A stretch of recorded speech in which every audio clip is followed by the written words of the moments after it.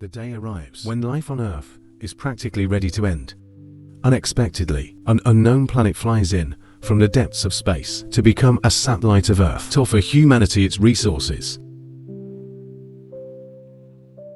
The film begins with an epigraph, a story by a boy named Paul, who speaks of the not-too-distant future of Earth, where people have exhausted all the resources of their planet. At this time, a planet appears in the sky, which is named Red Moon. Over several years, people mine a certain material on it named Lumina, which serves as a source of energy. However, one day, Red Moon, surrounded by an impenetrable magnetic field, changes its orbit and heads straight for Earth. Only one astronaut is given the task to destroy the dangerous planet, but shortly before the launch, he disappears. Now an adult Paul, guided by his own childhood voice, makes his way through the wall into the slums, where now the majority of Earth's population lives. He wanders around the settlement for some time, looking into the grey, emaciated faces. People are tormented, as not a single drop of rain has fallen for almost 1,000 days. Suddenly Paul sees a pair of armored police officers, around whom a scout robot is swirling, and he asks the first man he encounters to help find a taxi. The man leads him to his workshop, where he offers an old used car on a gravitational cushion. The man is seeing for the first time someone who has crossed the wall in this direction, and assumes Paul did it because of a girl.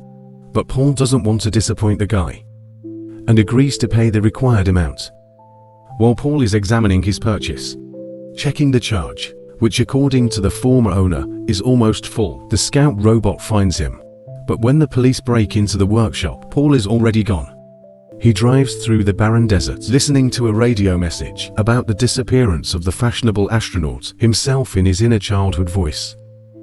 Ask Paul to find the forest depicted in an ancient drawing, though what awaits him there, Paul does not know. Suddenly, the hero's car breaks down. It urgently needs a replacement aluminum battery, and from nowhere a scout robot appears. Paul pulls out a pistol and tries to shoot down the spy, but his hands shake and he misses. Then the man injects some kind of drug into his wrist, and with the next shot knocks down the scout. He has to push the car to a shop, standing in the middle of the desert, listening to the enthusiastic advertisements for Lumina, thanks to which there will be enough energy for many years. He walks past a man getting drunk, and enters the small shop where he finds a teenage girl behind the counter. Elmer can order a battery delivery, but it will take a long time to wait. However, Paul has no choice. On the television, he sees a report stating that because of Paul's escape, his brother, Elliot, has taken on the mission to blow up Red Moon. The project was launched by the founder of the Space Goods Corporation named Henry, who is their father. Elliot takes off, but he fails to overcome the magnetic field, and the ship disappears, ceasing to send signals. Distraught, Paul steps out into the stormy wind, remembering an episode from his childhood. His mother on her deathbed. His father brings his sons to say goodbye. And when the boy realizes that something terrible is happening, he runs out into the street, and he is struck by lightning. Paul wakes up in his car feeling his hands tremble. However, his childhood voice advises against taking the medicine that helped last time, suggesting their father is mistaken. Meanwhile, Elmo, wanting to forget about the approaching storm, turns on the music and dances, locking herself in her room. Then she develops photos of her mother. Suddenly, she hears a TV reminder about the search for Paul, who uniquely proved it's possible to manually overcome the magnetic field of the Red Moon. The girl packs her things, but her father stops her from leaving the trailer, not wanting to let his daughter go, as danger is everywhere. Two children find a capsule in the desert with a bloodied but alive Elliot inside. However, when he opens his eyes, his pupils are altered. Meanwhile, Elmer comes to Paul and asks to take her with him. The man refuses, and the girl walks back to her trailer. Elliot is examined, and it's understood that the magnetic field of the Red Moon altered his DNA, and then something seemingly brought him back to life. Henry tries to encourage his son, because he blames himself for the failure. Suddenly, Elliot remembers the last day spent with their mother. He used to climb a rock, look at the sea, and think if he jumped down, his mother would recover, but he never dared to do it. One day Paul came to the rock, smiled saying he would help save their mother, and jumped into the water himself, and now he promises to find his brother. At this time the police catch up to Paul. Alma sees how the man hides in an old bathtub and slips away from his pursuers. Alma's father finds a photo of his hated wife and sets his daughter's trailer on fire. The next day Elliot arrives at their gas station, but the father says he never saw him. Paul, seeing what's happening, secretly removes a battery from his car for his brother, and it seems Elliot looks straight into the soul of the gas station owner. He makes him remember the pain of his wife leaving, and the pain he causes his daughter. Elliot says the man has suffered enough. The last thoughts of the man seem to support the statement. The man shoots himself in the temple. Seeing her father's death through the window, Alma starts running, discovering the battery missing. Elliot sends a small scout robot after the girl. Alma, tired, sits down on the roadside where Paul finds her and takes her with him. Meanwhile, the courier with aluminum battery ordered by Paul finally arrives at the store. Elliot takes it and sets off in pursuit. Later in the desert, Paul again tries to get rid of Alma, but she blackmails him into taking her along, promising to help find the forest.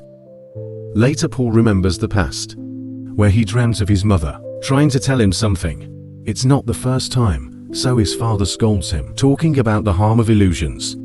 Then Paul tells his brother that he also appears in his dreams, but completely differently, as if dead and much older in the present. The pair reaches a checkpoint. Their car is taken under external control and stops by a police order, but Alma is now behind the wheel. They deceive the guard and he allows them to pass. Sometime later, Paul and Alma reach a roadside cafe where the man calls his father, saying that the red moon should not be destroyed, and that's sending his brother. There was also a mistake. As he died, Henry denies this, responding that he wanted to save his wife, but she asked him to do nothing, just to believe. Eventually, due to his inaction, she died. The conversation is interrupted by the police. Arriving at the cafe, Paul gets into a fight and almost dies, but Alma saves him. The couple flees.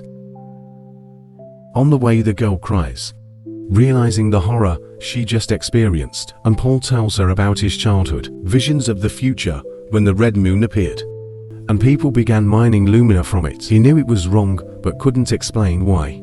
Later, Paul conducted research and found out that the strange planet had appeared before each time it came close. Changes occurred, after which life on Earth seemed to be reborn. Paul showed his findings to his father and argued that it's best to leave the planet alone. In response, Henry ordered his son to take the very medicine. Now he throws away the syringe. With the medicine, he discusses the red moon with Alma.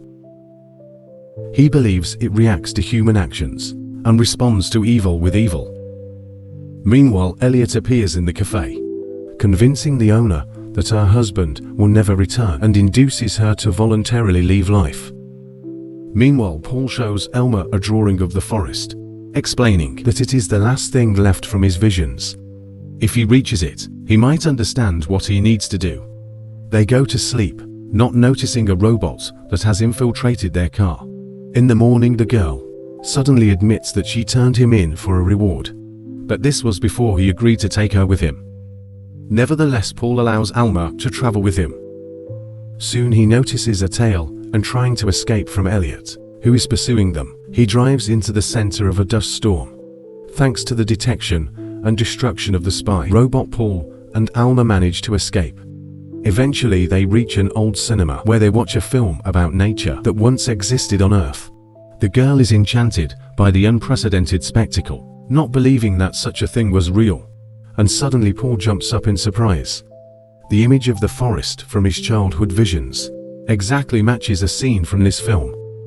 It means he's indeed just crazy, longing for a picture at this time. Elliot, accompanied by the police, catches up with the fugitives. Seeing them at the entrance, Alma wakes Paul, and he devises a plan in which he will pretend the girl is a hostage so they can escape. He leads her outside at gunpoint. But this does not stop Elliot. On his silent command, one of the squad members shoots and wounds Alma. Paul manages to put her in the car and jumps behind the wheel himself. A chase begins. The injured Elma asks for the control box, and when the car reaches the checkpoint, she orders Paul to take off. But Elliot continues the pursuit, and the chase goes into the clouds. Yet Paul crashes and falls down. He sees the girl lying on the ground, and Elliot standing over her, reminding his brother that he always spoke of the red moon. As a mother, the truth is that only Paul can destroy it. And Henry will make him do it. But if Paul wants to save the girl, he will have to destroy himself. Paul points the gun at his temple, but in the last moment, he kills not himself, but Elliot. He screams in pain of loss. Not believing what he has done, but gathering himself, he takes Elma and goes to a nearby lighthouse by the dried-up sea where they once lived as a family, and where his mother died. At the base of her cross, Paul finds an album in which he drew his visions. Eventually, the hero realizes that he can no longer run away and decides to return to the space base. To fly to the Red Moon, he's met by Henry, while the injured Alma is taken away by a medical assistance vehicle where the girl is cared for. At this time, Paul boards the spaceship and heads to the Red Moon. However, approaching, Paul switches to manual control. He overcomes the planet's magnetic field, but instead of blowing it up, he initiates the destruction of his own ship on Earth. Elma flips through the album of Paul's childhood, drawings which depict everything that happened. Throughout the story, there's even a smiley face sticker that the girl gave to the astronauts when they first met via video link. Paul says goodbye to his father, and then his ship explodes before reaching the Red Moon. And on Earth, the first rain in many years falls, under which Elma stands with an umbrella.